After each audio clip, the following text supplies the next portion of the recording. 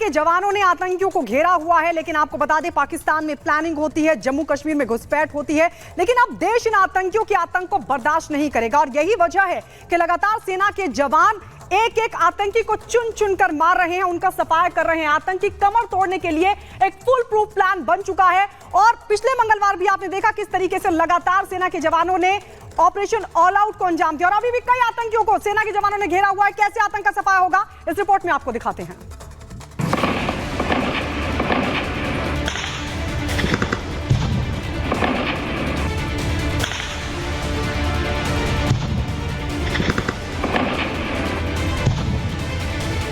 आतंकी घुसपैठ, अब सेना करेगी डबल अटैक।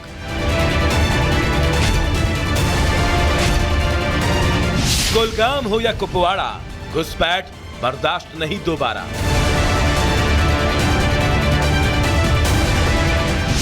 दुनिया को दिखेगा आतंकी मुल्क झुकेगा।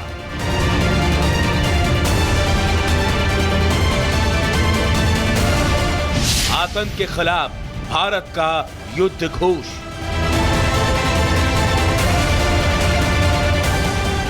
जम्मू कश्मीर में आतंक के खिलाफ सेना के चलाए ऑपरेशन ऑल आउट से बौखलाए आतंकी अब जम्मू को टारगेट कर रहे हैं।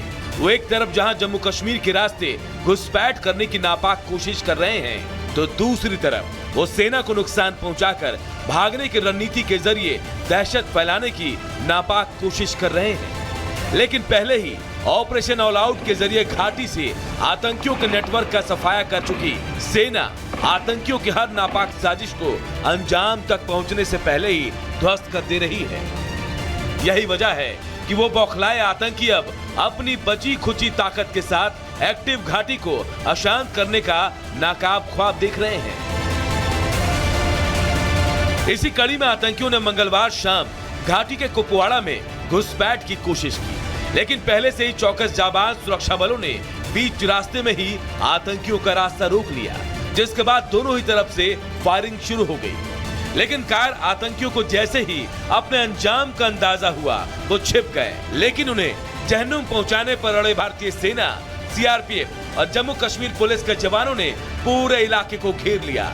जानकारी के मुताबिक फिलहाल घुसपैठ करने वाला आतंकी समूह एलओसी के पास त्रिमुखा टॉप के पास छिपा है और जवानों ने उन्हें पूरी तरह से बैकफुट पर ला दिया है। आपको बता दें कि मंगलवार को पूंछ के बट्टल सेक्टर में भी आतंकियों के एक समूह ने घुसपैठ की कोशिश की थी, लेकिन वहां भी आतंकियों को मुंह की खानी पड़ी। सेना के जवानों ने वहां भी घुसपैठ की कोशिश को नाकाम कर दिया। हालांकि आतंकियों की तरफ से किए गए हैंड ग्रेनेड हमले और भारी गोलीबारी में सेना का एक जवान सुभाष चंद्र शहीद हो गया, लेकिन सुरक्षा बलों ने आतंकियों के इरादे पर पानी फेर दिया। वहीं फिलहाल मिल रही सूचना के मुताबिक पिछले 24 घंटे के अंदर आतंकी घुसपैठ की अलग अलग कोशिशों को देखते हुए सुरक्षा बल पूरी तरह से जम्मू कश्मीर में अलर्ट पर हैं। कई जगह पर आतंकी पूरी तरह से घिर चुके हैं, तो वहीं एलओसी के पास कई इलाके ऐसे हैं जहां सुरक्षा बल आतंकियों की तलाश में सर्च ऑपरेशन चला रहे हैं। राजौरी के ख्वास में हुए आतंकी हमले, जिसमें कि भारतीय सेना के कैंप के साथ साथ शौर्य चक्र अवॉर्डी पुरुषोत्तम कुमार के घर को निशाना बनाया गया, उसमें शामिल आतंकियों के लिए सर्च अभियान अब दूसरे दिन भी लगातार जारी है। कल आतंकी सुरक्षा बलों को चकमा देकर इस इलाके से भाग गए थे। आपको बता दें कि कल देर सुबह तकरीबन जो है वो 3 बजे यह आतंकी हमला हुआ था, जिसमें कि भारतीय सेना के कैंप को आतंकियों ने निशाना बनाया और उसके साथ साथ शौर्य चक्र अवॉर्डी पुरुषोत्तम कुमार के घर को निशाना बनाया गया, जिसमें भारतीय सेना का एक जवान भी घायल हुआ और उसके साथ साथ पुरुषोत्तम कुमार के चाचा विजय कुमार को भी बुलेट इंजरीज आई थी, जिसके बाद सुरक्षा बलों ने बड़े पैमाने पर ऑपरेशन चलाया था, लेकिन ऑपरेशन में किसी भी तरह की सक्सेस नहीं मिली और अब लगातार ऑपरेशन जारी है। इसमें कोई शक नहीं कि जम्मू कश्मीर में अचानक ही आतंकवादी हमले की घटनाओं में इजाफा हुआ है। घाटी से सफाई किए जाने के बाद आतंकी बिलबिलाए हुए हैं।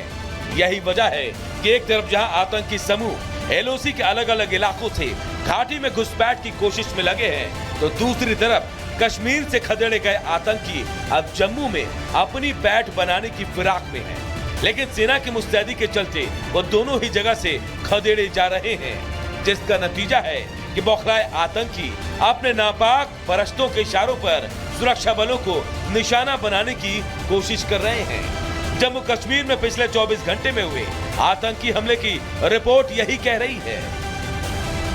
Bureau report, Republic Bharat. और चलिए अब अगली खबर आपको बताते हैं कानपुर से, जहां पर जुलूस के दौरान नफरती नारे लगाने के जो लोग लगा रहे थे उनके खिलाफ सख्त कार्रवाई की जा रही है।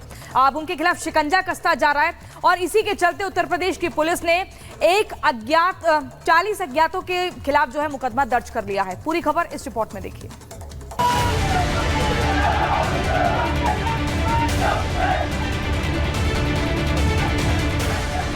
16-17 जुलाई को मुहर्रम के जुलूस के दौरान यूपी में जो हुआ उसके बाद से ही पूरे देश में हंगामा मचा हुआ है। पहले मुहर्रम के जुलूस में फिलिस्तीन का झंडा लहराने की खबर आई, फिर फिलिस्तीन जिंदाबाद के नारे लगाए गए और अब यूपी के कानपुर से ही एक ऐसा वीडियो सामने आया है जहां मुहर्रम के जुलूस में सर तन से जुदा के नारे लगाए जा रहे हैं। बताया गया कि ये वायरल वीडियो कानपुर के रावतपुर इलाके का है, जहां पुलिस की मौजूदगी में कुछ अराजक तत्वों ने माहौल बिगाड़ने की कोशिश करते हुए ये आपत्तिजनक नारेबाजी की, जिसका वीडियो अब सोशल मीडिया पर पोस्ट किया गया है। हालांकि पुलिस को जैसे ही इस वायरल वीडियो की जानकारी मिली, पुलिस ने फौरन एक्शन लेते हुए सीसीटीवी के आधार पर एक नामजद आरोपी समेत 40 अज्ञात लोगों के खिलाफ एफआईआर दर्ज कर ली है। लेकिन पुलिस के पास इस बात का कोई जवाब नहीं कि आखिर जब जुलूस के दौरान पुलिस टीम मौजूद थी, फिर ड्यूटी पर तैनात उन पुलिस वालों ने क्यों उस रात घटना का विरोध या उसकी शिकायत दर्ज नहीं कराई। जब ये प्रकरण संज्ञान में आया तो सोशल मीडिया के माध्यम से एक क्लिप प्राप्त हुई और उस क्लिप के जब जांच की गई तो पाया गया कि ये 16 और 17 जुलाई के रात्रि की क्लिप है और मुहर्रम त्यौहार सकुशल संपन्न होने के बाद में ये क्लिप कुछ दिन के बाद प्राप्त हुई थी। इस क्लिप का परीक्षण किया गया और परीक्षण के उपरांत इस प्रकरण में थाना रावतपुर में सुसंगत धाराओं में अभियोग पंजीकृत किया गया है। हैरानी देखिए, पुलिस अब शिकायत की बात करके अपनी शेखी बगाड़ने में लगी है, लेकिन सच है कि उस रात उपद्रवियों ने कानपुर का माहौल बिगाड़ने की पूरी तैयारी कर रखी थी। इसका अंदाजा आप इसी से लगा सकते हैं कि जुलूस के दौरान आपत्तिजनक नारे तब लगाए गए जब जुलूस कानपुर के रावतपुर इलाके में एक मंदिर के सामने से गुजर रहा था।